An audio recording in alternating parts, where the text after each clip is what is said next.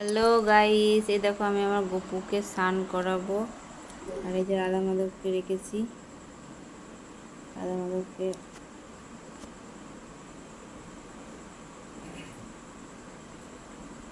মাধবকে স্নান করাবো।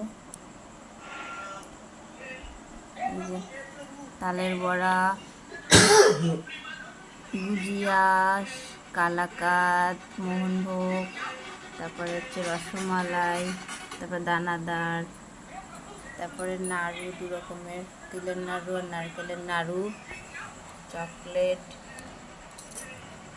5 রকমের আস্ত ফল। গপু ফল খেতে ভালোবাসে না, ওই জন্য 5টা ফল কেটে দিনে আস্ত দিয়েছি।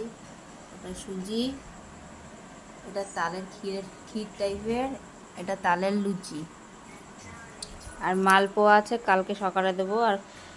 আর অন্নভোগও কালকে সকালে দেবো। পারণের টাইমের আগে আমি অন্নভোগ দিই, আজকে অন্নভোগ দেবো না। আর মালপোয়া আরও মিষ্টি আছে, সেগুলো কালকে দেবো।